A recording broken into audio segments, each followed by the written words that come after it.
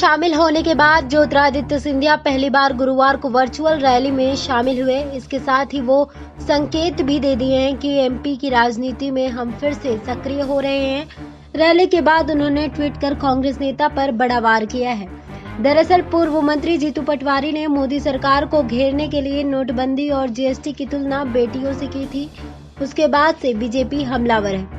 विवाद बढ़ने के बाद जीतू ने ट्वीट को डिलीट कर दिया, साथ ही उस पर सफाई भी पेश की थी। लेकिन उससे पहले बेटियों के अपमान पर कांग्रेस पूरी तरह से घिर गई थी।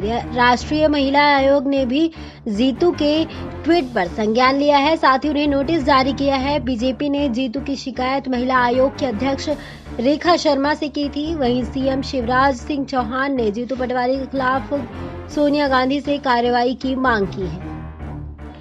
वहीं बीजेपी की वर्चुअल रैली के बाद ज्योतिरादित्य सिंधिया ने भी जीतू पटवारी का नाम लिए बिना कांग्रेस पर बड़ा हमला किया है। सिंधिया ने लिखा कि यत्र नर्यास्तु पूज्यन्ते रमन्ते तत्र देवता, अर्थात जहां नारी की पूजा होती है वहां देवताओं का वास होता है। हमारी संस्कृति के विपरीत कांग्रेस के नेता जिस तरह से लगातार हमारी नारी शक्ति के खिलाफ अभद्र ट्वीट और बयान दे रहे हैं वो अत्यंत निंदनीय है।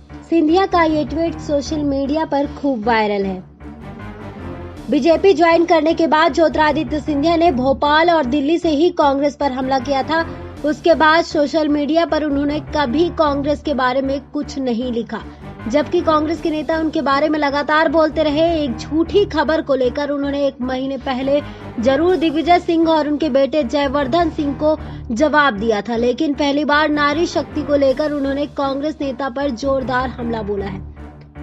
दरअसल सिंधिया के बीजेपी में शामिल होने के बाद ही देश में लॉकडाउन हो गया था। उसके बाद से वो एमपी नहीं आए हैं। फिर कोरोना से संक्रमित होने के बाद अस्पताल में थे। कोरोना को हराने के बाद सिंधिया राजनीति में भी वापसी कर रहे हैं। दिल्ली से उन्होंने आगाज कर दिया है, साथ ही उनके इलाके में उपचुनाव है, तो उस लिहाज से भी वो एक्टिव हो रहे हैं, क्योंकि उपचुनाव में दोनों दलों के लिए मुद्दा ज्योतिरादित्य सिंधिया ही है। वहीं 24 में से 16 सीट सिंधिया के गढ़ में ही है।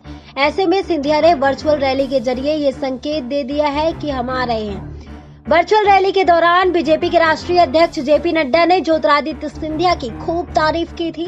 उन्होंने कहा था कि राजनीति में बोल्ड फैसला लेना और सही फैसले के साथ खड़ा होना, इसके लिए बड़ा जिगरा चाहिए होता है, और वो जिगरा ज्योतिरादित्य सिंधिया ने भी दिखाया है। SPN 9 न्यूज रूम से श्रुति की रिपोर्ट।